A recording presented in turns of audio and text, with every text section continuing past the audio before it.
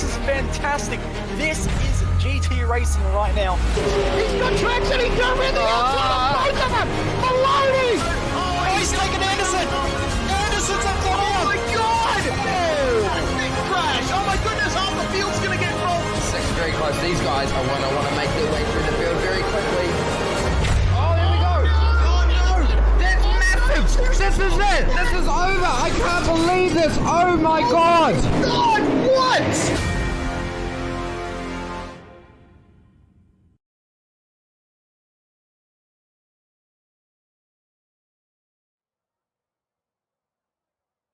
Welcome to a new season, a new venture, a new championship for OZICAR, the OZICAR Formula Vee Series. Exciting, action-packed, 6 rounds for this championship. It's all free content. It's all great racing. So we have a bumper grid for one of iRacing's newest, most exciting, most closely and hotly contested cars, the Formula Vee. And it all starts here at WeatherTech Raceway, Laguna, Seca, a great track, well known to iRacing members for a long time, well known to sports car fans around the world, well known also to the console sim racers as well. So it's a great track. It is a fantastic new car. And for this new season, this new venture in OZICAR, we have an absolutely ripping grid coming up for our season and our championship. It's all going to kick off here with 2 races at Laguna Seca. First 15-minute race, then the 30-minute with a pit stop. It's a familiar Aussie car format that produces some great racing, some jumbled up grids, and also a little bit of strategy intrigue in the second race. So for coverage here on SimSpeed TV, I'm David Haynes. We've got Jay Kennedy producing, and I am joined by Reese Gardner. Reese, you're always a fan of digging into the new content and everything that breathes some spice and some life into the iRacing service. This is a car that I'm not sure many people asked for, but now that they've got it, they are delighted and thrilled to have a new form of racing. They are indeed. Hello, everyone. This car was announced on April Fool's Day this year, and iRacing has a bit of a habit of announcing new content on April Fool's Day in recent years, and I would agree there's plenty of people very happy with how this car has come about and the racing that it's already starting to provide. I've driven it myself. Beautiful car to drive. I can't wait to watch some, moreover, predictably exciting racing here at Laguna Seca. We are following the official schedule as the drivers are now taking to the grid for the first of our races. Cameron Dance has taken pole. Yeah, exactly. Looks like 33 cars, 33 drivers for our first ever race in OZICAR Formula Vee. Not whatever graphic Jay has thrown up for us there, but as you say rightly, Cam Dance on pole. Less than a tenth, or just over a tenth ahead of Martin Turner, then Mitch Dean, Theo Taylor, Alex McKellar, and Alex John, familiar side of an all Alex row there on row 3. Then we go a little bit further back to Kirk Broadhurst, Ray Oliver, Jason Gilholm, Sean Doyle, Dennis Hancock, and Sean McKenzie for our top 12 on the grid. Starting from lucky 13th, it's going to be Stafford Marsland. He's got Scott Harvey starting alongside him. Daniel Hetterscheid, another familiar Aussie car competitor, starts on row 8 alongside Lee Partridge. Nathan Verney and Aidan Schultz take up row 9. Rounding out the top 20 is going to be Stuart Crawford and Jackie Chalmers, with Jeremy Bush and Aussie car founder Ira Felberg starting there in 22nd. Yeah, then the remainder of our grid, as we're in the final minute countdown before we get underway, is Paul Jackson, Nick Skariev, Rick Berger, Vic Bent-Veltzen, Leon Williams, Cameron Cousins, Sean Carey, Mick Taylor, Callum Heinrich, Matthew Joy, and Michael Greed with no qualifying time. Might start from the back of the grid there, but a lot of familiar Aussie car names, jumping over from the TCR, from the Skip Barber into the Formula Vee, but then also a couple of new names who maybe want to chuck themselves on the winners list in Aussie car. Look at them all lined up, ready for a race start at Laguna Seca. The revs are going to rise, the tension is going to rise, the excitement is in the air as for the first ever race of Aussie car Formula Vee, the green flag is about to wave. We are going to get underway racing for 8 laps of race 1. Pretty even start for everyone there, and a great jump from your pole sitter Cam Dance, representing a livery that is carried across from his real-world racing as well. There's a couple out there like that, but they are away down towards the hairpin for the first time race. They are indeed, and this is where one of the foibles of the handling of the Formula V come in. The car has a very lively rear end when it's off throttle, so the drivers have to take care into the turns, but it looks like some big racing going on in the midfield. We've got Kirk Broadhurst heading up a pack with Ray Oliver making a pass there on Jason Gilholm at turn 2, and there is a spinner there. It looks like Theo Taylor, who's gone for a bit of a whirl. And all the drivers, trying to get out of the way, trying to avoid him, some more enthusiastically than others. That looks like about 3 cars that have come to some sort of grief. There definitely could have been more on this first lap so far. You see some of the other big moves and some retro liveries out there as well. Great to see that in the short time that our teams and drivers have gotten the paint out. But through that difficult left-hand kink and then up the hill, momentum absolutely critical, because these low-powered but low-cost cars can't get up that hill quickly. So all the momentum you carry, super important to the famous corkscrew. And our leader, Cam Dance, you can see already under a lot of pressure. Mitch Dean has moved up a couple spots on this lap to challenge him. And Martin Turner and Alex McKellar in great form, as you can see, a top 4 breakaway so far at Laguna Seca. Yeah, absolutely. Cameron Cousins and Sean Carey have retired, it seems, from that incident there, coming out of turn 2, along with Theo Taylor as Dance here. Completing the first lap, we've got another spinner further back in the field, and that's a bit of a dangerous spot there. It's Daniel Hedderscheid, and it looks like his right side wheels are completely screwed there. Yeah, absolutely. Right up in the air. No good at all, and struggling to get any drive. We saw someone dive to pit in, maybe just to get some repairs done from the lap 1 contact riding on board. You see 4th gear, then downshifting into 3rd towards the double apex hairpin. Not seeing any hint of 2nd gear, just holding it in 3rd, holding it too wide. And that's how these cars race all the time. Huge checkup. Could have been an incident as we rode on board there. It scared me. It would have scared Alex John potentially as well. Through all of that. 1 lap in the books. This is frantic action, and Cam Dance under pressure once again. Mitch Dean's looking to the inside here and then pulling out of it. Same can be said for Martin Turner in 3rd, just having a peek, making Dance defend a little bit. With how light they are, the amount of sort of road-going air-cooled horsepower that they've got, the slipstream is important, even if we're hardly cracking 130, 140 k's an hour. Who cares? It's good racing. Yeah, it is, but certainly not for Ray Oliver. Further back in the field, he's had a spin coming onto the straightaway, and it looks like that was contact with Sean Doyle as through the corkscrew. It's side by side between Cameron Dance and Mitch Dean. Dance holding the inside, though, into the left-hander coming down the hill. It's flat out in these Formula Vs there. And it's just a slight lift here for the right-hander. The penultimate turn, Cameron Dance catching the anti-cut curb there. That sent him asunder, and Mitch Dean is going to move into the lead of the race, but he gives Cameron Dance room there. Fantastic racing here up at the front, and they're going to be 2x2 across the line potentially. Look at the run there from Alex McKellar.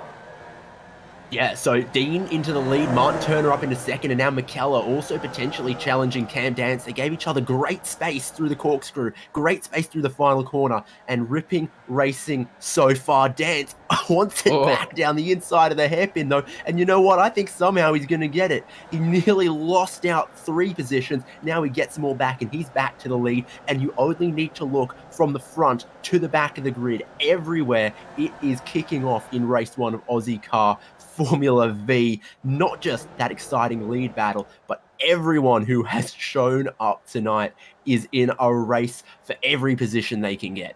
Absolutely. There's a great battle going on for 5th with Kirk Broadhurst, Alex John and Jason Gilholm all together. Those are our lead pack, the top 4. You see the gap that they've pulled on the rest of the field already. There's Broadhurst leading up John and Gilholm, and then we've got a big pack of cars with Aiden Schultz heading them all up as they head up the hill. Very important to try and maintain momentum up the hill here. You have to maximize your run through that left-hander onto the Rahal straight. Again, it's a flat-out turn in these cars. As have a look at that fight for 5th coming into the corkscrew. Up the inside is going to go Alex John, just trying his best to get away from Broadhurst and Gilholm here. And Broadhurst, well, his momentum's been compromised slightly. He's going to fall under pressure from Gilholm.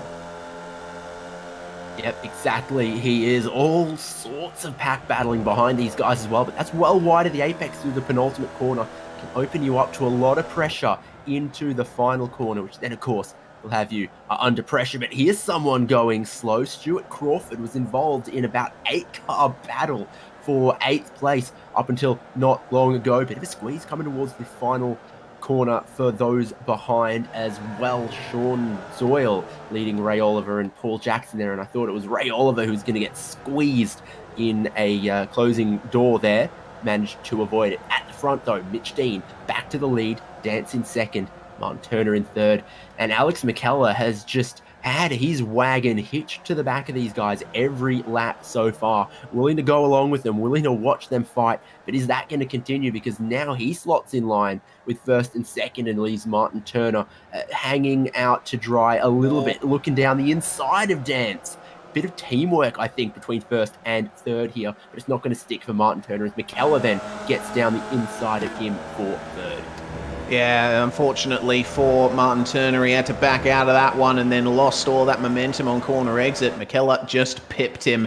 So the top four continuing to battle very cleanly here, but Cameron Dance is going to try and come back on Mitch Dean. Dean put the move on Dance down at turn one. We'll see if Dance can try and size up a run out of the final corner, try and get the lead back at turn one himself. It looks like the top two now starting to break away from third and fourth as Martin Turner there trying his best to... Oh, there goes Mitch Dean. He has hit the anti-cut curb two, Dance off into the gravel trap two, and through to the lead goes Alex McKellar. Wow, first and second just getting a bit too greedy with trying to cut off that corner, and for all of the run that McKellar had straight down the inside for the lead, now Martin Turner is going to take it back. Dean is trying to size up Dance, too wide, too deep for the lead of the race as we are soon to cross we just have crossed the halfway point of this race, and all of a sudden it's kicking off in the top four. Wide for Turner, and McKellar can't get back underneath. Still too wide for third place there, and Dance is going to get more momentum off the hairpin and therefore down the inside for the next two right-handers. Yep, just a lift for the Formula V's at turn two there, and again, completely flat out through this turn here. So it gives you a good opportunity to size up a slipstream as it's side by side there between Alex John and Jason Gilholm. That's Alex John keeping sixth place there, but it looks like Kirk Broadhurst managed to get back by them on the previous lap. And we look a bit further back, have a look at this. There's a three-way battle for 8th position.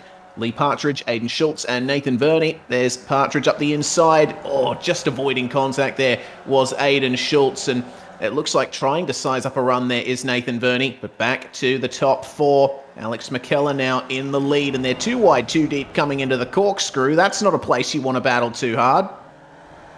There's 3 cars in this race at the moment, not in a battle, not within a second of someone else. Everyone else just tucked up together in these great battle packs. You cannot take your eyes away from the lead, but everywhere you look, similar stuff to this is happening over 5th, over 8th, over 12th position.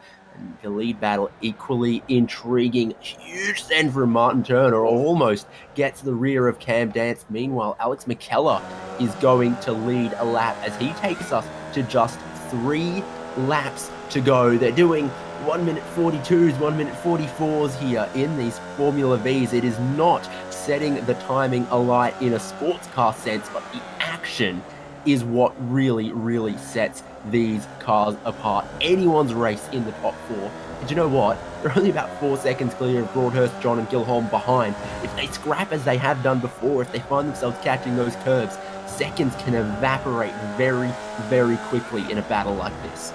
Yeah, they absolutely can. So the drivers do need to be careful of those big red humps on the inside of many of the curbs here at Laguna Seca.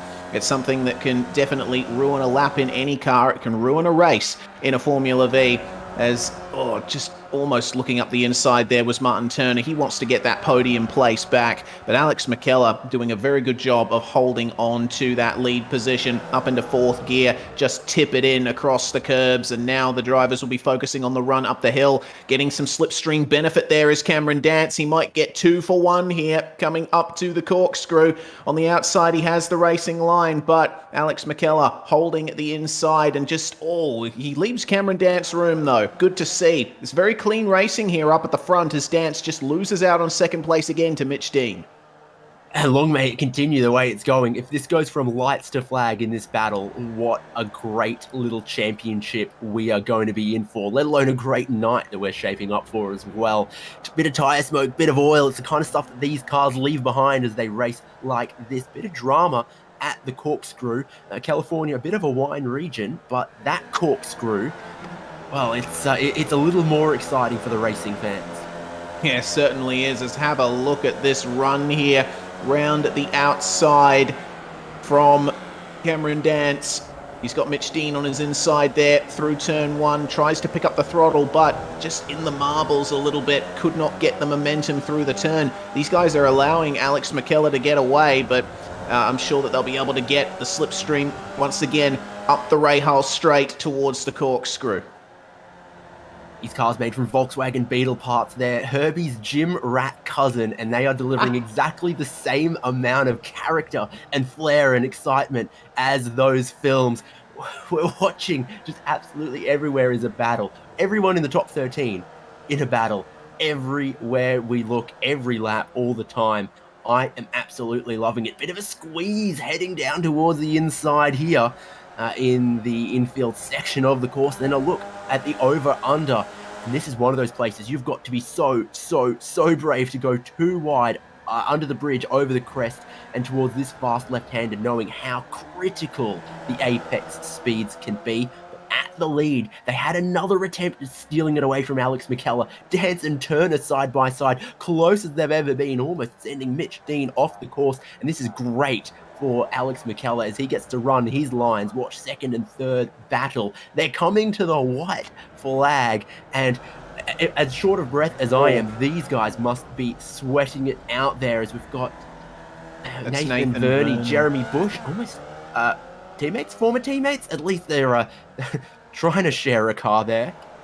Yeah, that looked like a spin there for Nathan Verney, and he just spun right back across the track and got collected by Jeremy Bush. Here is the incident, and the rear end of the Formula V can get away from you very quickly. That right there is what happened to Alex McKellar, and Jeremy Bush had nowhere to go. He was minding his own business there, holding his line, but the battle for the lead is on here on the final lap. Cameron Dance could get this back here from Alex McKellar. He is the pole sitter for race one, is Cam Dance, and he'll be fighting as hard as he can to try and get this lead back. McKellar going defensive into the left-hander. Interesting to see. Oh, they make contact. No. Dance gets hit from behind by Mitch Dean. Martin Turner slips on through. Alex McKellar has a second lead, and they just really concertinaed up into the braking zone there. Slightest bit of contact, and you mentioned how squirrely these cars can get. Really sent Cam Dance around. Didn't help Mitch Dean either. Alex McKellar has been given a big free kick with just corners to go here in race one. He's just got to work through the corkscrew, work through the final sector of the lap, and he could take that first ever win in OZICAR Formula V. But from what we've seen, absolutely never say never. He's his teammate side by side through the corkscrew, also trying to keep it clean, battling with Kirk Broadhurst. Alex John has the inside, but as you say, it's near flat out down the left-hander here. Just one braking zone left to go for these guys. And for Alex McKellar, Barney has the checkered flag waiting for him. He can't be denied. From fifth on the grid, he's going to sprint just 8 laps at Laguna Seca to take the victory in race one here at Laguna Seca. Martin Turner does get second, and Dance is going to bring it home in third from Mitch Dean in fourth. And Alex John still side by side with Kirk Broadhurst. I think Alex John just grabbed that one by about 0.06 of a second. That's how close they race here in Formula V. Fantastic racing as we get more cars coming across the line there, and the battles being decided. Ira Felberg involved in a big battle there as there's more racing going on further up the circuit. This is Nick Skariev trying up the inside one more time here on Mick Taylor, and he manages to get it done. Taylor just went very wide there to give Mr. Skariev space in his Hornet-style livery there. Some fantastic liveries that we're seeing on these Formula Vs, but I have to say... The Buzzing Bee making a move in the final corner still had a sting in its tail. Yeah, it did indeed. But I have to say, a fantastic drive from Alex McKellar. That was absolutely brilliant. He managed to stay out of trouble where those in the top 5 could not. almost a Stephen Bradbury performance there, just keeping his skates clean until where it mattered at the end, and he grabs the win, and in the end it's 1.4 seconds from Martin Turner. Cam Dance, the pole sitter, still stands on the podium to pick up those critical points. What can he do in race 2? Then Mitch Dean in 4th. That gap backwards to Alex John and Kirk Broadhurst. Look at how close they were for a top 5 there. Jason Gilhorn not far behind them. Lee Partridge, Aiden Schultz, Stafford Marsland, the top 10. And then Ray Oliver in 11th, Sean McKenzie 12th, Ira Feldberg 13th, one of our big movers up 9 spots. And just seeing Jackie Chalmers maybe get a little post-race time added there. Maybe there was a shortcut or something. Puts Jackie back to 14th and Paul Jackson 15th, Sean Doyle 16th, Michael Greed, Stuart Crawford, Rick Berger, and Nick Skariev we saw snatching 20th place, final corner of the final lap. Yeah, Mick Taylor comes right around behind him. Leon Williams made up 5 positions to finish 22nd. Vic Bentville's in there in 23rd with Callum Heinrich, the last finisher on the lead lap. Cameron Cousins, who we saw involved in that lap 1 incident, managed to make it back out and finish a lap down. Nathan Verney and Jeremy Bush we saw involved in that incident on the penultimate lap, with Dennis Hancock, Scott Harvey, Matthew Joy, Daniel Hedderscheid, Sean Carey and Theo Taylor not coming home in the best of runs here in the 10-minute race 1. Well, we've got race 2 coming up very shortly, David, and we've got a bit of a strategy element to this one. There's a mandatory pit stop for 2 front tyres. Yeah, exactly. Taking the same race format that was thrilling and well received in the Skip Barbers and applying it to this new Formula V. So race 1, the sprint is complete. We take a little break, we reset, we refresh, and we bring all the same action in race 2, but in a longer format in OZICAR Formula V. So a tiny break here on SimSpeed, and when we return, more crazy, close Formula V racing on SimSpeed TV. Yeah, so we're using the VRS Direct Force Pro this year. We have a wheel adapter right here, so I'm using the rim I used last year, but the motor right here produces a lot of power, a lot of precision, and it helps me, just feel the car more, feel the car a lot quicker, especially, this week we're at Sonoma. I can feel it, when it hits the curbs, any little change in the car, the wheel reacts a lot quicker than your typical gear-driven or belt-driven wheel. For example, if you're on oval and the rear tires break loose, force feedback on it corrects a lot quicker than your typical wheels. There's no resistance pretty much as far as being able to make quick corrections on the wheel. So all that, paired with how precise the wheel itself is, it makes it to where it helps you as a driver, to find that extra hundredth or thousandths of a second.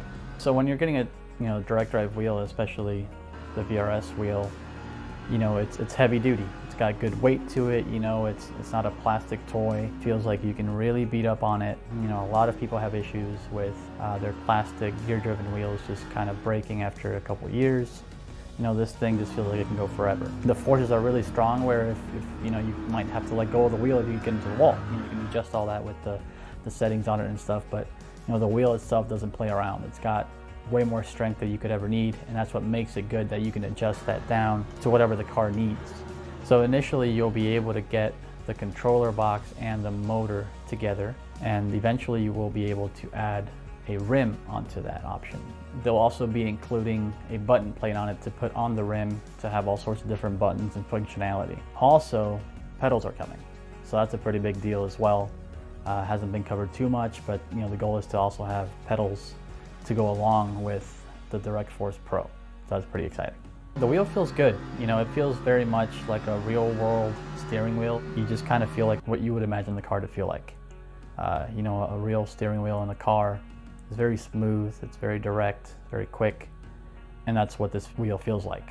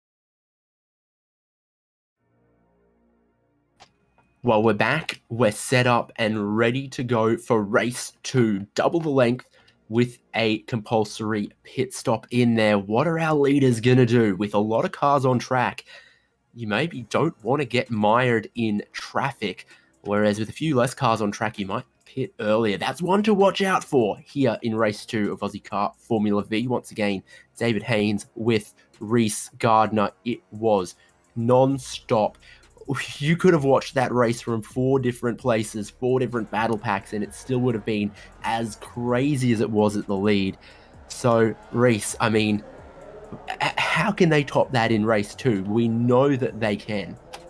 Yeah, certainly. And how can they top that at the next few rounds this season? It's a 6-round season, and it's following the official iRacing Formula Vee Series schedule. As I mentioned at the top of the broadcast, we go to Oulton Park next week. Then we've got the short layout of the Tacubas circuit, short layout of Okayama, Lime Rock Park, and then Oulton Park Island Historic to round things out. It's all free content, so there's no excuse not to join. I'm really looking forward to seeing how race 2 is going to go. That mandatory pit stop to change the 2 front tyres is going to mix things up a bit. Drivers are going to have to be navigating the pit lane here, and it's going to be especially difficult considering Formula V's don't have a speed limiter, and you're going to have to deal with cold front tyres once you come out of the pits.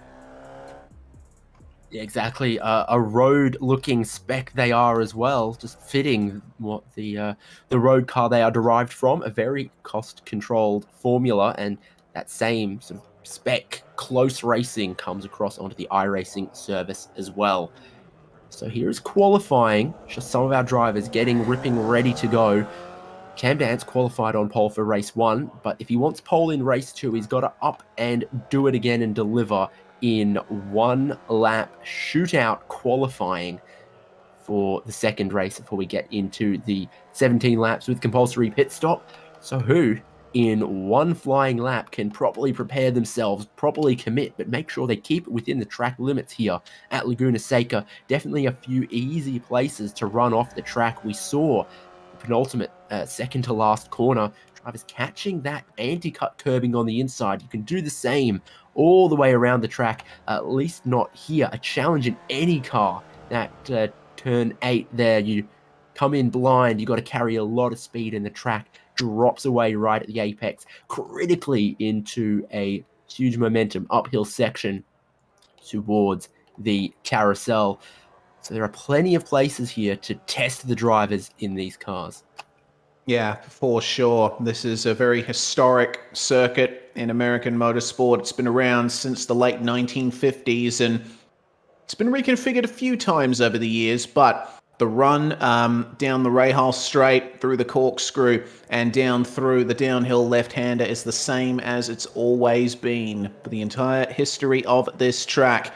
I would really be interested to see how Formula V's raced on the old version of Laguna Seca.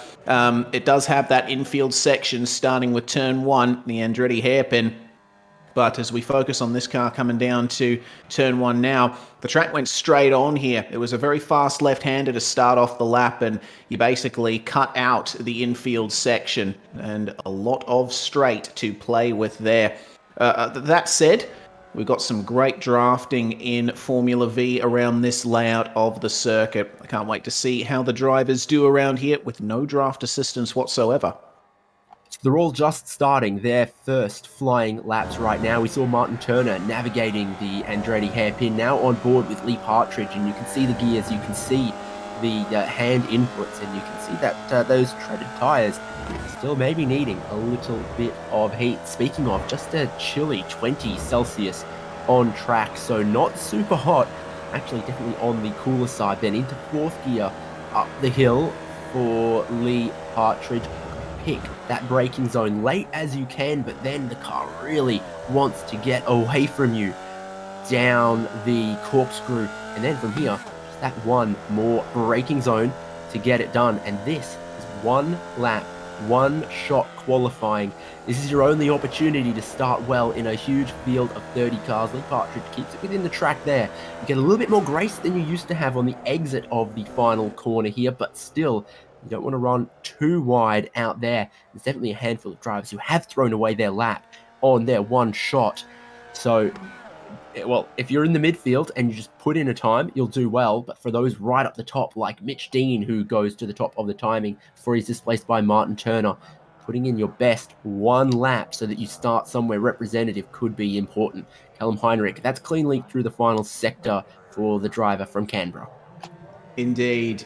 Callum Heinrich coming across the line here to set a 1 minute 46.179. Pole sitter for race 1, Cameron Dance, has just exited the final turn now on his hot lap here.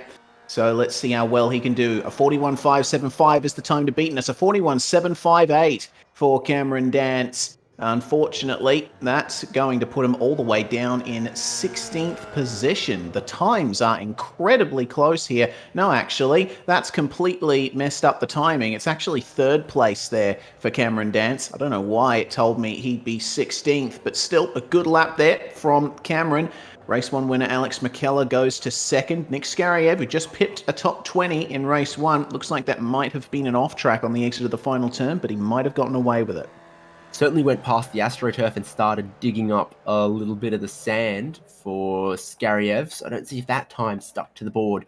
But when Dance came across the line, he was in 2nd, and then McKellar came in and split him and the pole, and that is time up on qualifying. Everyone got their one lap, one and only lap, and look how close it is for pole position. Martin Turner just fractionally ahead of Alex McKellar on the front row of the grid. Cam Dance is going to start from 3rd, and it's the usual suspects.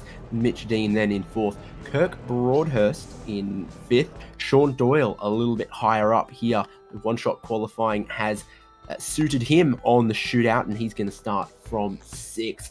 In 7th is going to be Alex John alongside Sean McKenzie. We've got Dennis Hancock, Stuart Crawford, Jason Gilholm, and Scott Harvey. Lee Partridge, who we rode on board with in qualifying, starts out at 13th alongside Rick Berger, Nathan Verney and Ira Felberg rounding out the top 16 there. Jeremy Bush and Theo Taylor 17th and 18th. The top 20 rounded out by Jackie Chalmers and Vic Bentvelsen. Mick Taylor starts from 21st alongside Leon Williams. Callum Heinrich is the last car to set a time. And then it's Hetterscheid, Oliver, Schultz, Marsland, Skariev, Cousins, Jackson, Greed, Joy and Carey rounding out your 33 car field here. 17 rows of cars, but there's only going to be one winner. They do have to navigate a pit stop along the way. So the pit entry is going to have to be nailed. And pit entry here at Laguna Seca is certainly difficult. A very tight hairpin with a wall on both sides. And so's pit exit, particularly with those cold tyres. You've even seen that happen in IMSA, drivers taking that long pit exit and tight hairpin come unstuck. So it is 17 rows of cars for 17 laps of Laguna Seca. Pit window opens after the first lap and closes at the start of the final lap. Careful not to leave that one too late. They're revving those flat fours. The green flag drops, so do the clutches, and we launch away, except not a great jump from Mitch Dean at all.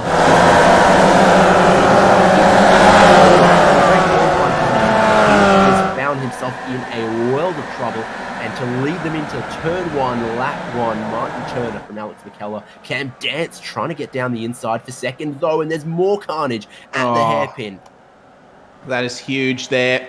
Sean Doyle, one of the cars involved. There's more cars coming a cropper there in the middle of the Andretti hairpin. It is a war zone down at turn 1 and turn 2, sorry. And it's not going to reflect very well on many of the drivers there. A very messy start to race 2 here in the OZICAR Formula Vee Series.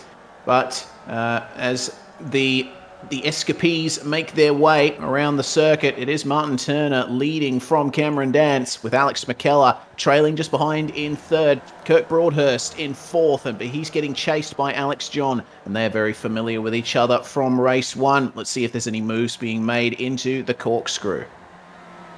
So clean and exciting for our top 3 here, but absolute carnage from about 20th on back. Many a dented Formula V that will thankfully be cheap to fix. Look at 4th and 5th trying to stay in this picture as well. And here's some side-by-side as we come up the hill towards the breaking of the corkscrew. So easy to get in too deep there. And I think that driver in the black car maybe has. Pit entry is an exciting place to look right now as well, though. So ride on board with Mick Taylor, because from the lead of the race, Martin Turner has said, I want none of this nonsense. I'm getting my pit stop out of the way as early as I can. And you know what? All the carnage we saw on lap 1 is actually going to help him, because suddenly 10, maybe even 15 cars have been dropped out of his pit window. He's going to be able to avoid quite a lot of traffic by just having a clean lap 1. That makes this the battle for the lead, though. Then Dance a little wide of the second apex at the hairpin means McKellar is right with him through the infield, but no stranger to those anti-cut curbs. Alex McKellar giving them a little bit of love like Dance did in race 1.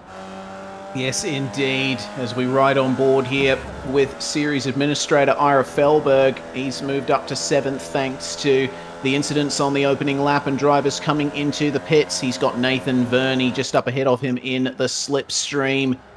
And a big puff of smoke from the car up ahead. A very good draw. Oh my goodness, we just cut away at the wrong time there. That was a spin there for Verney, and it looks like Felberg got collected. That's a big shame for those guys. They've lost a couple of positions out of that. Really struggling with the rear through the middle of the corner there. Verney just maybe let it go a little. I mean, he's come in aggressive. It's looped around, and fortunately, go left, go right, always a tough judgment call to make in that situation, and he's been collected as well there. Look at this, all across the top of the hill and into the corkscrew. Too wide, too wide, too wide as Nathan Verney rejoins and resumes in the middle of a battle pack of Cameron Cousins, Rick Berger, Felberg, and Paul Jackson as well. This is Martin Turner. He's the highest on the road of everyone who's made their pit stop, and at least for the moment has a nice, lovely bit of clean air. Dance and McKellar have decided they are going to keep going, and here is Rick Berger having some troubles. That is corner before pit entry. Indeed it is. We got more takers on pit road though. Nathan Verney in, Vic Bentville's in, Cameron Cousins in. So Cousins there making his stop. The front jacks go up as he gets his front tyres changed. So Sean Doyle here is going to grab those positions back. We've had about half the field, bit over half, take their pit stop so far. Everyone down to Sean Doyle there in 14th has yet to make a pit stop. Alex McKellar currently in 2nd, behind Cameron Dance, and the top 2 have broken away here from Alex John. And Lee Partridge trailing a long way behind there in 4th on track. This slipstream, Alex McKellar almost ducking out of it early because he knew it was going to be so much, and he's using the strategy from race 1. He doesn't want to lead this early. He just wants to ride along, steal the lines of Cameron Dance. Let's see, when does Dance pit? By being in the sort of jockey position here, he can make his strategy calls based on what Dance does. If Dance stays out, he can come in. If Dance comes in and he wants to follow him in, he can do that. Dance doesn't have the knowledge. The driver in 2nd place can react. Jason Gilholm, a little bit of sandcastles in the runoff for a corner that often you don't see as that difficult, but it's the braking, it's the turn-in, it's the downshift potentially, and the rear just gets away from him in 4th gear there. Yeah, it's a turn that a lot of drivers have been having trouble with in the Formula Vee. I know from my laps in the official sessions, I've been having a lot of trouble getting through there without looping it. Big kudos to the drivers that can get through there quickly and cleanly lap after lap. But it looks like it might be on for the lead here, because Alex McKellar really catching up to Cameron Dance. There's a problem for Lee Partridge down at turn 2, the Andretti hairpin. Manages to get it going. We'll get another virtual racing school replay to see what happened to him. And it's very hard braking down here. You can easily loop it in the middle of the corner. That's exactly what Partridge did. That transition from braking to throttle does seem really difficult to manage, the rotation, so that the car wants to turn but doesn't overturn, overloop it. Fastest lap of the race was last lap by Cam Dance. Alex McKellar matching it. Alex John in 3rd, 0.3 slower. And Martin Turner, still the leading of the pit stoppers, wasn't yet able to make any inroads in these guys. Look at the great clean air they have. But being the short lap it is, being the big grid we've got, doesn't necessarily mean it's going to be clean and smooth sailing for our leaders all the way around. Eventually, they might start catching a little bit of traffic like Martin Turner does, and they are still staying out. So clearly the strategy at this point is go a little longer than all of the lap 1 pit stoppers, like Martin Turner in 14th, Sean McKenzie in 15th, Jason Gilholm 16th, Dennis Hancock 17th. All those guys there from 14th to 18th have made their pit stop, and they made it early. Indeed. Oh, Vic Benthelsen going for a spin in the corkscrew. Martin Turner just avoided getting into him. That's one of the pitfalls of racing further back in the field after your pit stop. You're at the mercy of mistakes from the drivers around you. This is what happened to Vic down into the corkscrew, and just at the compression and the steering direction change, the car just looped it. Got to be very careful of the weight transfer in these Formula Vs. But I think fortunately for both Vic and Martin, they both managed to get away from that with no damage. Back to the lead battle, meanwhile, down here, coming onto the run up the hill. Cameron Dance got a pretty good exit there, but again, Alex McKellar has the advantage of the draft. Yeah, and just being super patient and consistent and knowing that so long as he doesn't make any huge mistakes, if he can just get reasonable speed off the corner every time, the slipstream will just help him stick with Cam Dance when these cars start to run out of oomph in that 4th gear. Yes, indeed, but it seems that in these cars, the earlier you shift up, the better, because round about in the middle of the rev range, about 4,000 to 5,000 RPM, that's where the cars produce most of their power on iRacing. So Cameron Dance here, you'll see him shift up into 4th before he crosses the line. They come up to the first bit of traffic in the form of Matthew Joy down in 24th position. We'll see how long it takes for them to catch up to him there, but Cameron Dance is having to race for his life here versus Alex McKellar, who's really found a great lease of life here. Didn't think that he'd be in contention after qualifying 5th for race 1, but he came through for victory, and he's looking to make it 2 from 2 tonight. How great was that little telltale puff of smoke as Dance went from 3rd to 4th? Just sometimes on the gear changes, sometimes in these places you can see a little bit of smoke from the cars. No worries with the traffic there. Clean passage for Dance and McKellar, and John in 3rd. Hopefully be given the same. Berger and Cousins currently battling over 21st and 22nd, but not entirely representative as they both appear to have made their pit stops. Berger down the inside for the corkscrew. He is going to hold on to that one. It looked great. Aerial camera shot there. You need it just to show the drastic elevation change as the track drops away from the first apex of the corkscrew and then continues plummeting almost all the way around to the start-finish line as well. He's head aside, trying to shape up on what I'm going to guess is not Sean Doyle, it's Dennis Hancock. Indeed, head aside, trying his best there to get his way through, and looks to me like Dennis Hancock either just made his pit stop or might have made a mistake, because they were scored quite a bit further apart on the previous lap. It actually looks like Hedderscheid is 3 laps down there. So he was one of the cars involved, I think, in the big lap 1 carnage. So he's trying his best to work his way back up to some extent and try to at least get a finish on the board, but it's going to be difficult for him. Back to Cameron Dance and Alex McKellar, meanwhile. At this point in the race, the drivers have gotten into a good rhythm. The tyres are up to temperature, and you're able to extract the most pace from these cars. Alex McKellar currently has the fastest lap of the race, 1 minute 41.233, and of course he'll be assisted there by the draft behind Cameron Dance. It's not a huge amount of draft in these cars, but it's enough to work on straights like those here at Laguna Seca. Something you don't often expect to see in single-seater Formula Motorsport is exactly how much the nose of the car dips under heavy braking. A lot of pitch in this car, and that will factor into what we've seen some of the drivers struggling with the shift in the balance, going from braking to throttle, etc.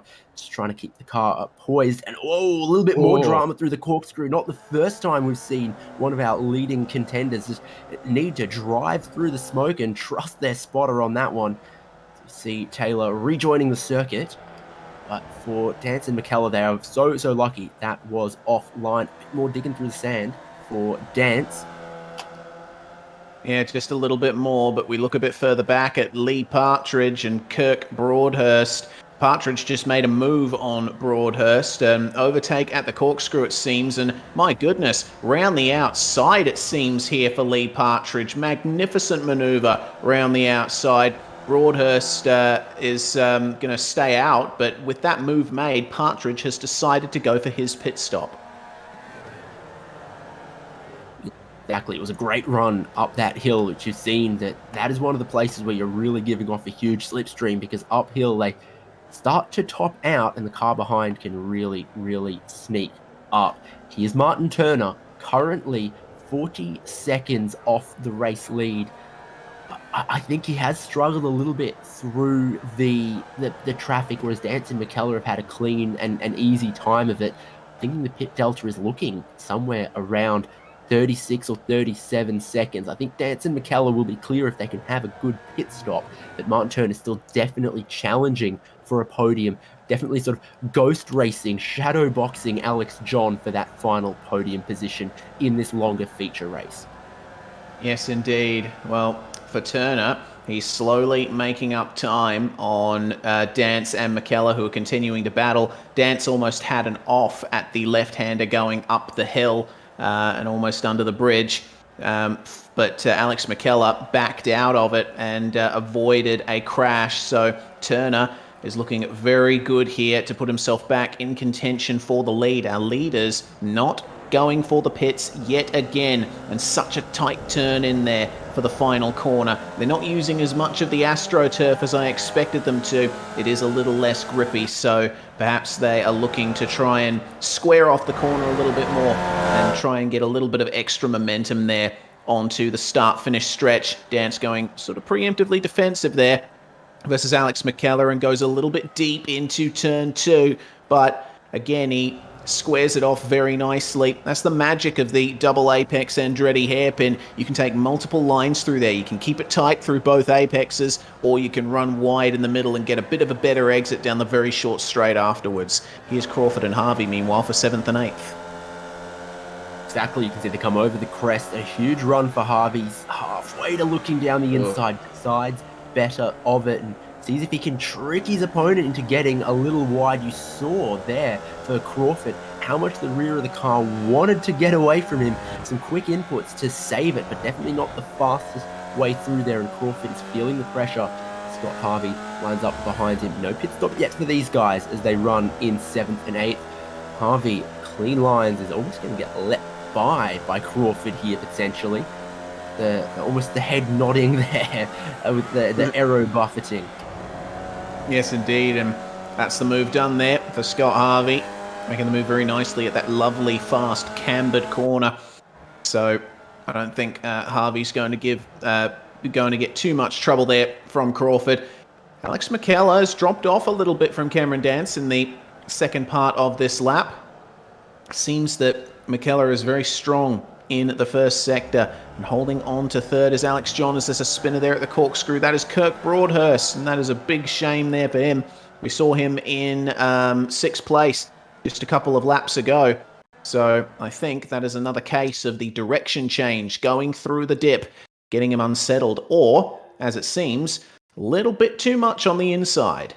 Yeah, a little bit too much apex, a little bit too early. Meant the car was out of control earlier than some of the other incidents we've seen there. So plenty of ways to skin a cat, plenty of ways to pop a corkscrew, I suppose. Here's Jackie Chalmers going for the pit stop. Previously was, I think, the driver with one of the most positions gained, but of course that all shakes out in the wash once we have the pit stops come through and everyone has made their mandatory 2-tyre change, just the 2 on the front. And what that does mean is that they come out of that pit stop very, very vulnerable, very easy to pass because the car doesn't want to brake like it would normally want to, doesn't want to turn in like it would normally want to. So you've got to be so hesitant in that early phase of the corner, and that's where someone on warm tyres who pitted earlier, if they get close enough to you, can really send one down the inside that you just don't have that front grip to defend. That's the game you play when you go long on the strategy here and save that tyre change for late in the race. You are hoping you can build out enough gap that when you take that pain, you're out of touching distance of our early pit stoppers like Martin Turner, Lee Partridge, Sean McKenzie, and those guys. Yep, absolutely. That's what Alex McKellar and Cameron Dance will be hoping for as they're going to complete lap 10, further extending their stint. Stuart Crawford almost putting a move there. There's a spin for the O2. Goodness me. Contact between the two of them. That's Scott Harvey going around at the corkscrew, and then got collected by someone else who came through. Who was it here? Kirk Broadhurst. More drama at the corkscrew. We saw a little bit of nose to tail bump between the competitors we were riding on board with, but then Broadhurst came around. A lot of smoke in the air. It's a blind corner anyway, regardless, and unfortunately, I think plowed into Scott Harvey is Turner. Another live update of the gap between himself and Cam Dance. Really, really steady. Give or take half a second here, just hovering around 40 seconds between himself and Dance. And I stick by my numbers that into the pit lane and out is about 37 or 38 seconds. Another driver making their pit stop, Ray Oliver. We're now left with just 5-6 cars who haven't made their compulsory tyre swap. That is your top 5 and Paul Jackson. It's one of them top 5 who haven't pitted yet. First and second. Once again, long game from Alex McKellar here, but we know that Cam Dance from previous OZICAR seasons in the Skip Barber, very happy to play in the pack and trust himself on the final lap to be able to race wheel to wheel and hold on to the lead. He's done it before in a Skip Barber. That's what he's hoping he can do in the Formula V, because he knows that the way this is going, the longer it goes on, he's not shaking Alex McKellar. Yeah, Cam has raced Formula Vs in real life in New Zealand, so he knows these cars very well from the real world, and I suppose it just fits him like a glove here in iRacing. And coming up on a little bit more traffic here in the form of Rick Berger, who goes nice and wide to let our leaders go. Good stuff there from Rick. The leaders can continue their battle here. But Cameron Dance, he's just putting in these fantastic laps here. He is getting a little bit ragged, as you could see on the exit there of turn 3, but he is just holding on. And Alex McKellar is making a couple of his own mistakes as well. He got a little bit crossed up on the last lap in the penultimate corner from what I could see. So there's still every chance that either of our leaders here could make a mistake before they go for their stop. Speaking of stops, Paul Jackson was in 7th, but now is going to filter down through the field. He had gained 22 positions on his starting grid position before coming into the lane. The update, Turner has lost about a second since we last checked in. That's not trending in the direction you would hope for the win, but it's still saying that he's well within the kind of speeds that Dance and McKellar are doing, and I still think he's going faster than Alex John and on track for a podium. So Turner hasn't thrown it all away with that early pit stop, but unfortunately he might have been better staying out, trying to dice it, trying to stick with these guys. But sometimes you just got to try something else. And we're going to see when is the time for the wick to be turned up from McKellar. I don't think he's even looking to the inside there. I think he's just trying to get out of the slipstream. He just wants to stay here, a car length back, for as long as he can. McKellar's just set the fastest lap of the race on that one, and Dance only half a tenth away from his personal best as well. A couple really consistent laps for Dance and McKellar is one of those reasons that Martin Turner is fading from contention for the race win. Yeah, Dance and McKellar have done incredibly well up at the front here, and it seems to me that, as was the case when I raced in the Turbo Touring Car Series here at OZICAR in the Audi TCR machine, going long on the first stint is the way to go if you want to get some good pace out of your race. Dance just running a little bit wide there through the left-hander, but Alex McKellar, as you mentioned, David, he's just hanging back here. He's not looking to go for any big moves just yet. He wants to try and leave it as late as possible. There's Stuart Crawford now also in the lane to take his stop from 6th place. Lee Partridge is going to filter through there into 6th, just behind Martin Turner. You go from a Skip Barber to a Formula V, you don't get as much horsepower. You also don't get as much horsepower on the pit crew. It takes them about twice as long to change the front tyres, looking at something between 17 to 20 seconds for that tyre change. Still quite rapid, but it does mean they spend a lot longer with that nose in the air than Skip Barber does. Is there going to be any oil left in that thing for Dance when he gets to the line? Every downshift definitely leaves a noticeable little trail. I hope McKellar also has some tear-offs. They are going to start 4 laps to go. Yet to make their pit stop, it's going to have to come really soon for these guys, as well as Alex John and Theo Taylor, the only other 2 drivers yet to stop. Your top 4 out on track. Means the way has been cleared a little bit for Martin Turner, though he hasn't been able to yet set the timing screen alight and maybe take away the fastest lap from Dance or McKellar if he could. That's what he'd love to be able to do with a couple of laps to go. Yeah, certainly, and you have to take your pit stop before the start of the final lap, so I think Cameron Dance and Alex McKellar are trying to just run it out as long as possible before they jump on into the lane. And they're all on their lonesome out there at the front, wondering about Martin Turner. He might just pop a few surprises towards the end if Dance and McKellar end up coming together. They've been racing so closely this whole time. As we have a look at another on-track battle here, that is the leaders coming into the corkscrew. The next bit of traffic for them is going to be Paul Jackson, who we saw pitting on the last lap. And I love the view from the nose of Alex McKellar here. It just highlights how little downforce these cars have. They have no downforce whatsoever, no aerodynamic devices on these things, and they're making their way through some traffic there. Sean Carey off the circuit at the penultimate corner.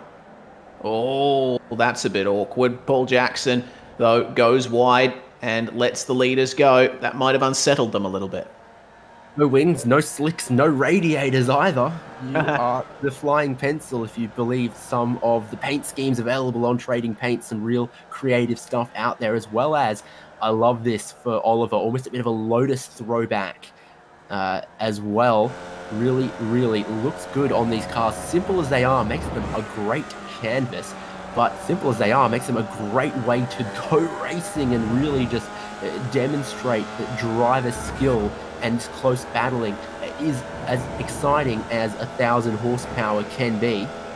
Great run from Oliver there. Has to go around the outside of Vernie. Now Oliver up 14 places from where he qualified. Take a look at this angle. Bit of traffic for them as well.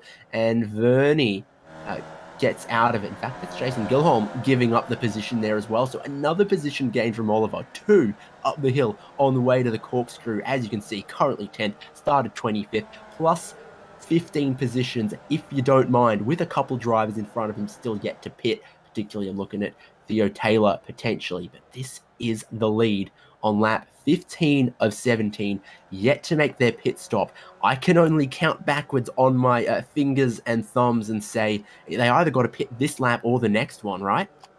Yeah, for sure. They're going to have to be. They're going to have to make the decision pretty soon, and let's see if they decide to make it now. There they go, both of them for the lane at the same time. Another big puff of smoke there from Cameron Dance as they navigate the corner into pit lane. 56 kilometers per hour, the speed limit here at Laguna Seca, and you slow down pretty nicely for that lane thanks to that braking zone. Alex John jumping into the pits just behind Mr. Dance and Mr. McKellar as well. So Martin Turner here down at the corkscrew.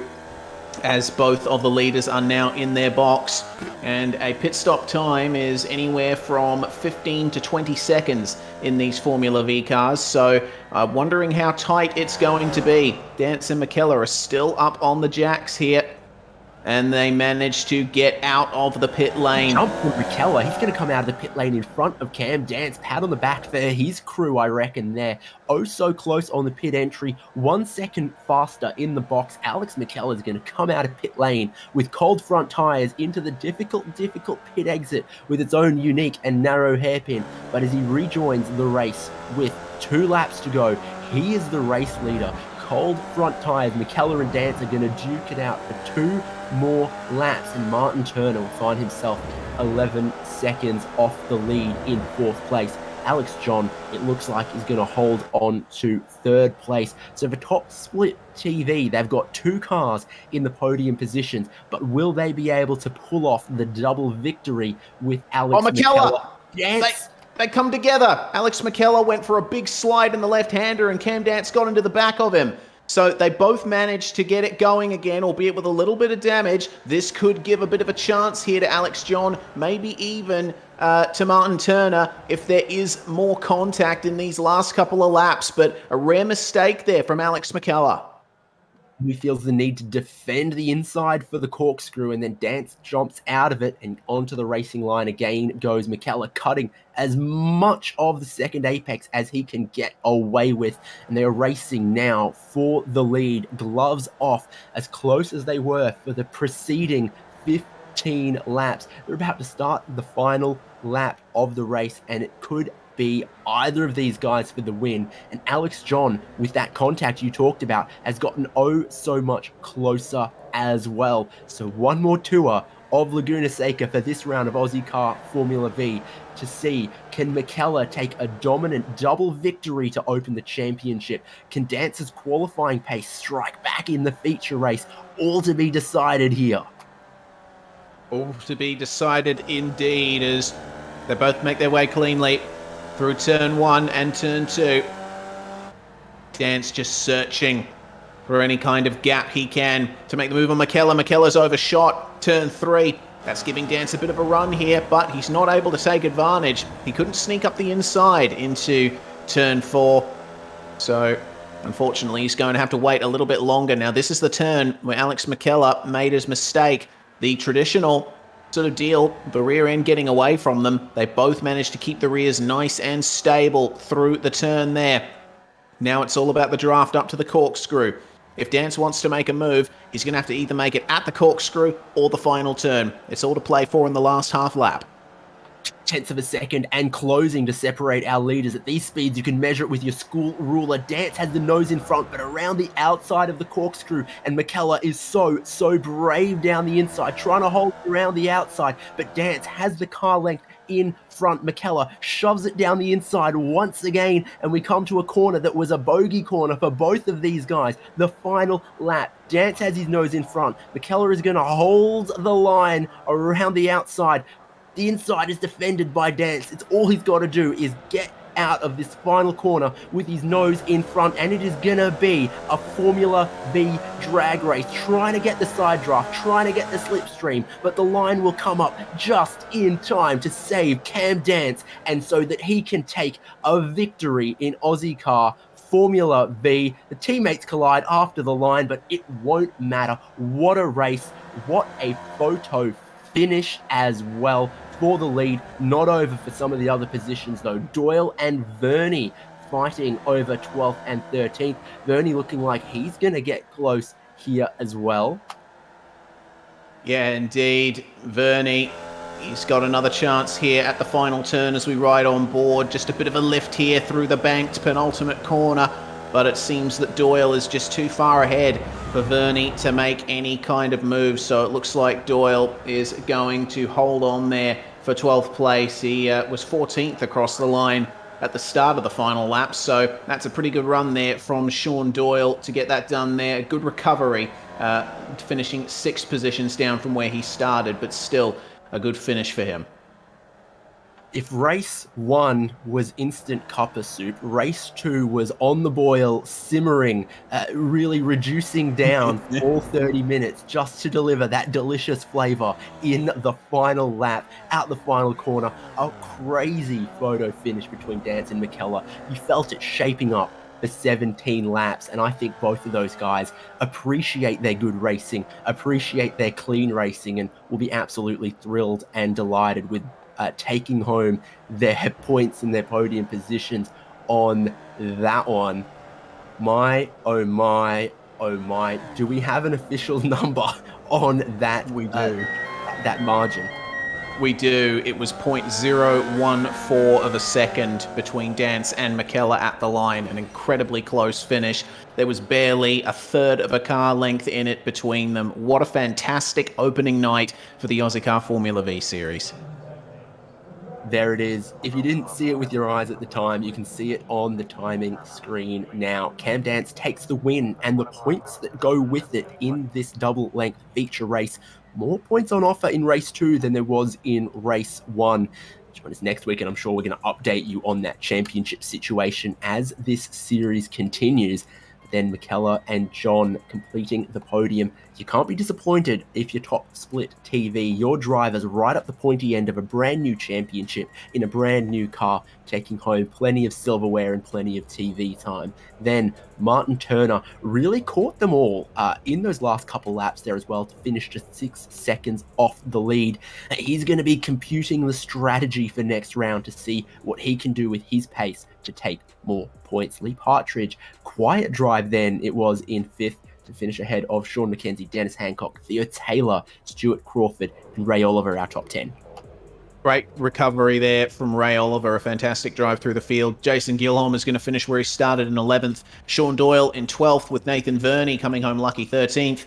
Ira Felberg makes up 2 positions as well to finish in 14th with Jackie Chalmers rounding out the top 15. Paul Jackson making up 14 positions to finish in 16th. Nick Skariev comes home 17th position, and the last finisher on the lead lap is Cameron Cousins. We've got Rick Berger and Leon Williams rounding out the top 20. Then it's Bentvilsen, Taylor, Joy, Carey, Heinrich, and Carey, all finishing a lap down. Callum Heinrich, 2 laps down. Kirk Broadhurst was able to just make it to the finish, albeit 3 laps down. The same is true for Aidan Schultz, Daniel Hetterscheid, Scott Harvey, Stafford Marsland and Jeremy Bush. Michael Greed and Mitch Dean, unfortunately, 4 laps down. And Mitch Dean is going to be devastated with that after starting in 4th. Unfortunately, that poor start and contact off the line sealed it for him in race 2.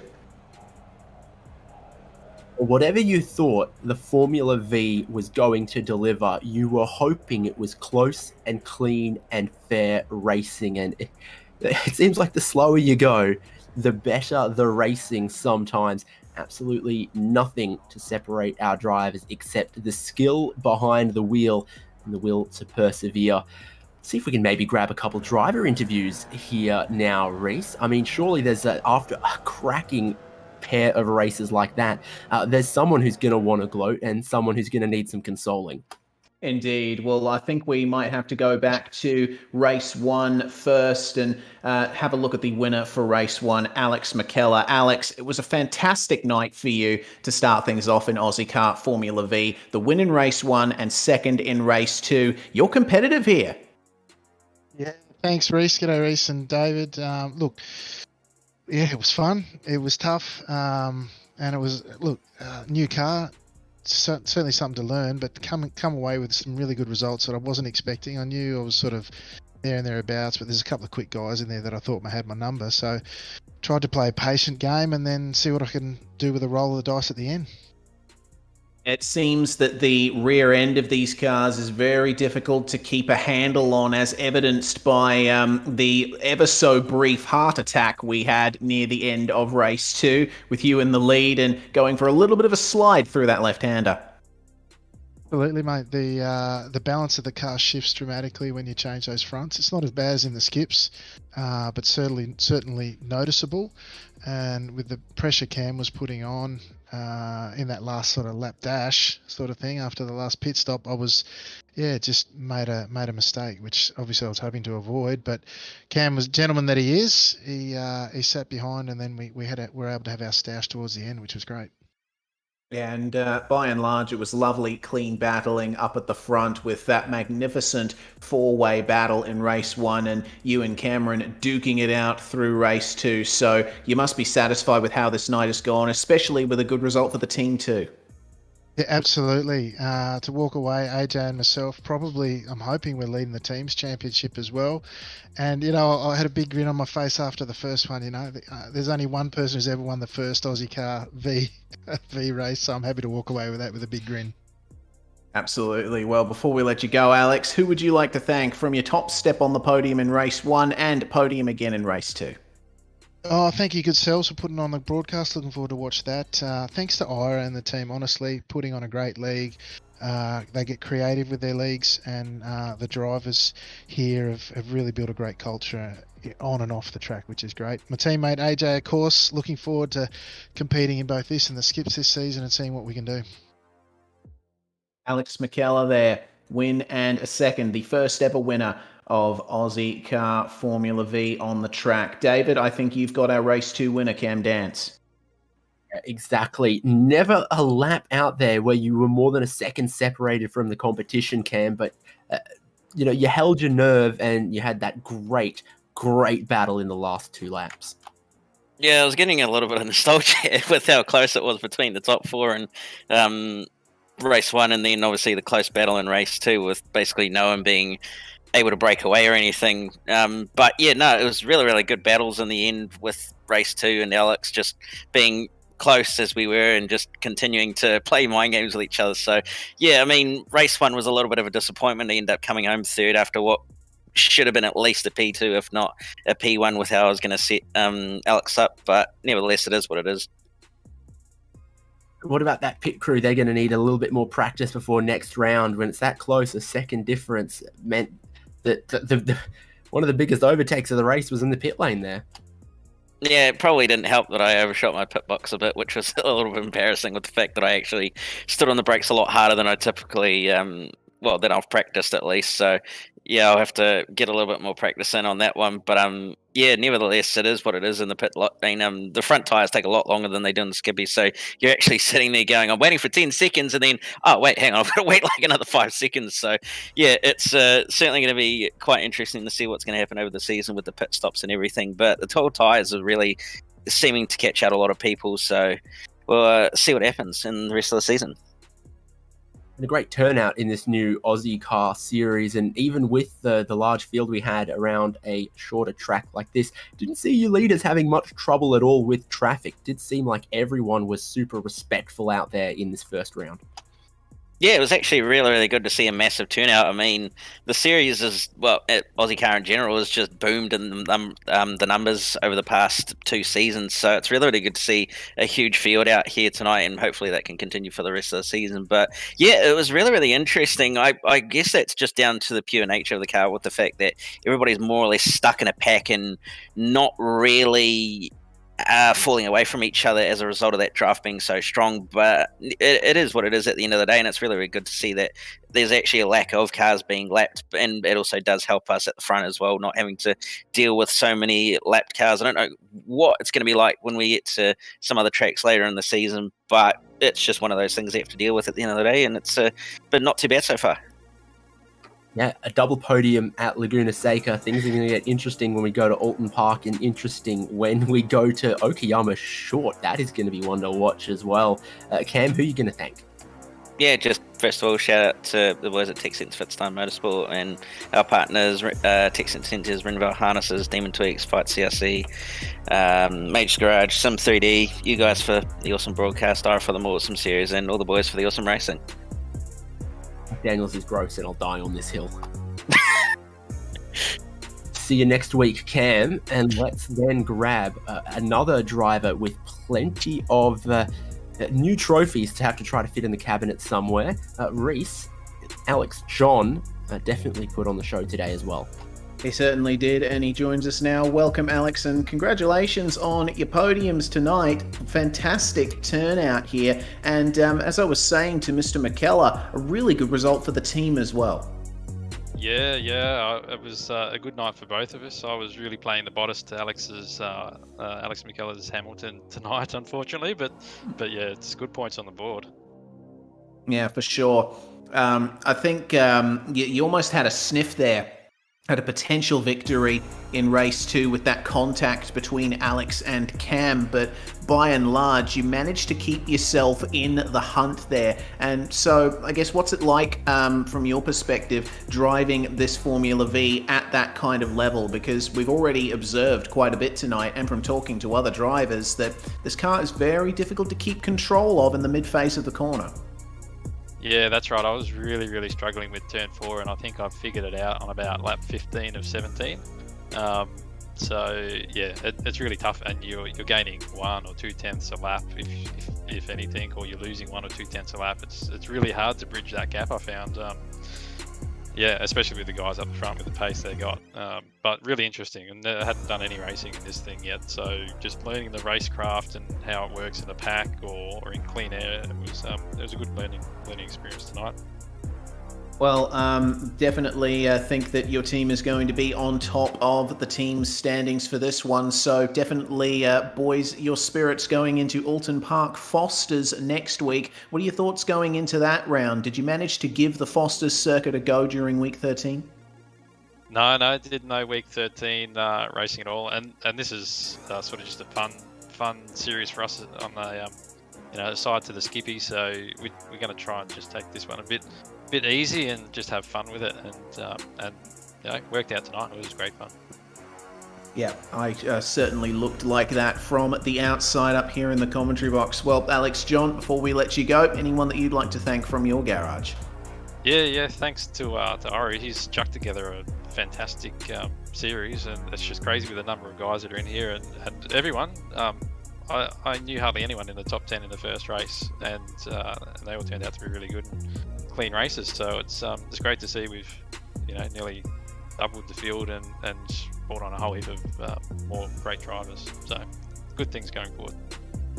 Certainly. Alex, John there finishing third in race 2, and some really good results all up tonight. Well, David, I think that brings to an end proceedings for tonight, and I'm really glad I jumped into the commentary box for this series, because it is some of the most entertaining racing I've seen this year.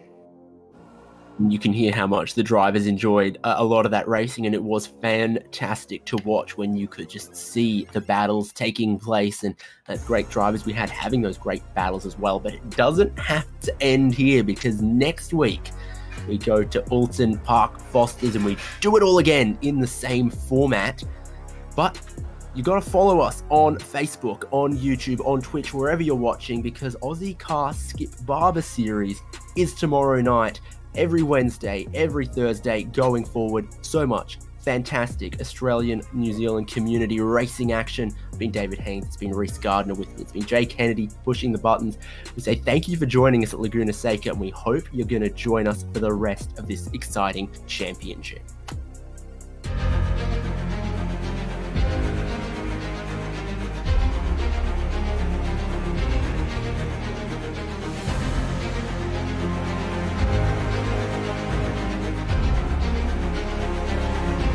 Fantastic. This is GT racing right now. He's got traction, he's got rid of the outside of both of them! Maloney! Oh, he's taken Anderson! Anderson's up to him! Oh my god! Oh! Big crash! Oh my goodness, half the field's gonna get rolled! Sec's very close. These guys are want to make their way through the field very quickly. Oh, here we go! Oh no! That's massive! This is it! This is over! I can't believe this! Oh my god! God, what?